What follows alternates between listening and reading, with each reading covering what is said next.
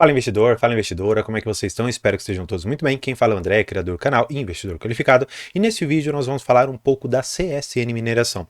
Porque muitas pessoas têm me perguntado, André, será que vale a pena eu entrar agora na ação? Será que vale a pena para pensar nos dividendos futuros? André, a ação caiu tanto nesses últimos tempos, será que a empresa perdeu fundamentos? E calma, aqui eu vou explicar alguns dos motivos pelos quais você, a princípio, não deveria se preocupar com os fundamentos operacionais. Você deve compreender a dinâmica que nós temos por detrás dessa empresa. E para isso, eu vou trazer você aqui para a tela para uma notícia que saiu hoje, basicamente, que eles falam o seguinte, ó, o minério de ferro cai pelo terceiro dia consecutivo em Dalian com a preocupação na China. E de fato, quando eu olho aqui para o gráfico de minério de ferro, você pode ver exatamente aqui que ele está tocando quase na linha que eu coloquei como o que seria o suporte para o minério de ferro, na casa dos seus R$ 88,90. Está aqui na casa dos 100. Claro, esse gráfico aqui é semanal, então ele é um pouquinho diferente, mas fato é que você precisa compreender que eu tinha estabelecido aqui um preço máximo que o minério deveria estar, que seria na casa aqui dos R$ 130,90, e este para mim seria o preço que eu deixaria de comprar qualquer empresa relacionada a minério de ferro, seja ela Semin, a Vale, a Bradespar, qualquer uma delas. Fato é que, de outro lado, quando eu vejo que o minério ele está se deslocando mais para a banda inferior, significa que as outras empresas, claro, relacionadas a commodity, especialmente do minério de ferro, também terão uma retração nos seus preços. E de fato, quando eu olho para a Semin, e até eu já vou trazer aqui vocês para a cotação que os analistas recomendam, você vê que nos últimos 3 meses a ação caiu 32,31%. De fato, pensando que os analistas estão recomendando manter num preço-alvo de R$ 6,58, poxa, será que a ação ela não vai voltar? O que será que está acontecendo? Será que a empresa perdeu seus fundamentos por isso? Bem, eu já quero antecipar para vocês que a pessoa que olha apenas para a cotação, imaginando que isso foi o motivo que gerou, vamos dizer assim, uma perda de fundamento, de fato ainda não entendeu exatamente uma filosofia de buy and hold, não entendeu exatamente ali a filosofia de comprar empresas com viés de sócio. Por quê? Quando eu olho aqui para os resultados da Semin, eu vejo, por exemplo, o cronograma de amortização de dívida, eu deixei nessa tela exatamente para você ver uma das principais questões para você compreender que não houve perda de fundamento. Quando eu olho para o caixa da empresa que está aqui em 9,8 bi, você basicamente tem que traçar uma reta que vai fazer basicamente isso aqui. Significando que durante todo esse período até 2037, se a empresa não fizer mais dívidas do que ela tem caixa suficiente para pagar tudo. Tanto é que aqui em cima, no release de resultados, eles trazem para a gente informações muito importantes, como exatamente o caixa livre que ela tem. E aí você pode enxergar também outras coisas. Ó, o fluxo de caixa ajustado atingiu 1,1 bi apenas no quarto trimestre de 2023. Olha só quão fortes estão vindo os resultados.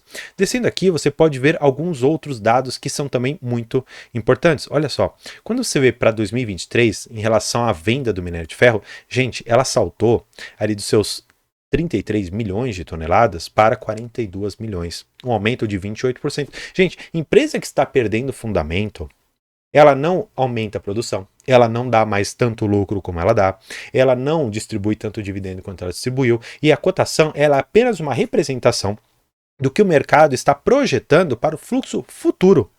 Explicando um pouco melhor. Você tem que saber, e eu sempre faço esse desenho, que o minério de ferro ele vai fazer isso aqui, ele vai ficar oscilando. E qual que é o ponto? Se você compreender que essa oscilação, no geral, vai ter um preço médio, um preço que vai ser a mediana, vamos dizer assim, entre o maior preço e o menor preço. Então vai ficar rodando aqui. E esse preço, alguns analistas, eles estabelecem, claro, tem algumas dúvidas, vamos dizer assim, em relação a quem está certo, quem está errado, mas no geral eu consegui compreender que o consenso está aqui em $110 a tonelada do minério de ferro.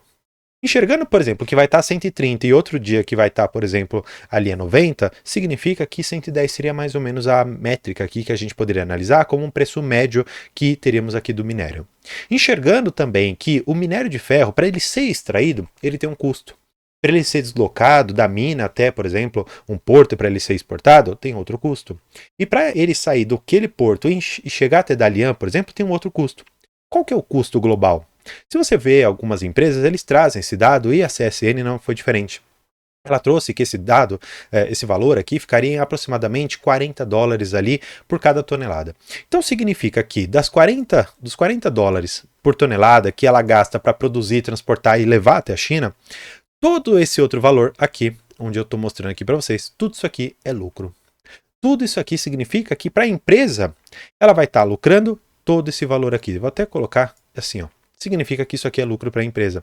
E olha só qual que é o ponto importante de você compreender se essa empresa ela pode ou não entrar na sua estratégia. Quando você vê que a empresa ela está aqui, por exemplo, nos seus 90, 80 dólares a tonelada, significa que os analistas estão projetando o seguinte: olha, se ficar 80 dólares para sempre, trazendo tudo isso no nosso programa aqui, nas projeções futuras, significa que a Semin deve valer R$5. Agora, se estiver a 130 ali a tonelada, significa que a Semin deve valer 7. E aí eu te pergunto, você vai ficar lutando contra esses analistas ou vai ficar lutando contra o mercado, falando, não, Semin perdeu seus fundamentos porque caiu? Não. Na verdade, você tem que compreender que a oscilação do minério de ferro faz efetivamente com que tanto Semin, Vale, Bradespar e outras tantas empresas ao redor do mundo, como BHP, Rio Tinto, também tenham a sua cotação para baixo.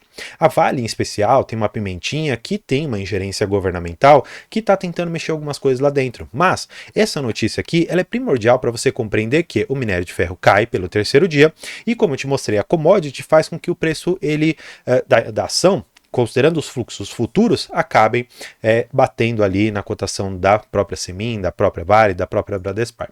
E olhando aqui para o que os analistas estão recomendando, basicamente, diferentemente lá do que a recomendação deles era manter, para a Genial a recomendação é comprar com preço-alvo de R$7 por cada papel. Só para a gente fazer um comparativo, aqui R$7, né? E olhando aqui para o próprio Microsoft, eles estão colocando R$6,58. Então vamos estabelecer aqui uma média. R$6,75 seria um valor intermediário aqui que a gente poderia pensar em buscar na Semin. O que eu tenho ainda para acrescentar a respeito da Semin? Esse vídeo ainda não acabou, olha só como interessante é. Nós temos um projeto dentro da Semin de que em 100 anos, basicamente, eles extinguiriam todo o minério que eles têm na mina. E o projeto que eles têm é antecipar muito desse exaurimento da mina em basicamente 50 anos, ou até menos, a depender de como os projetos estiverem.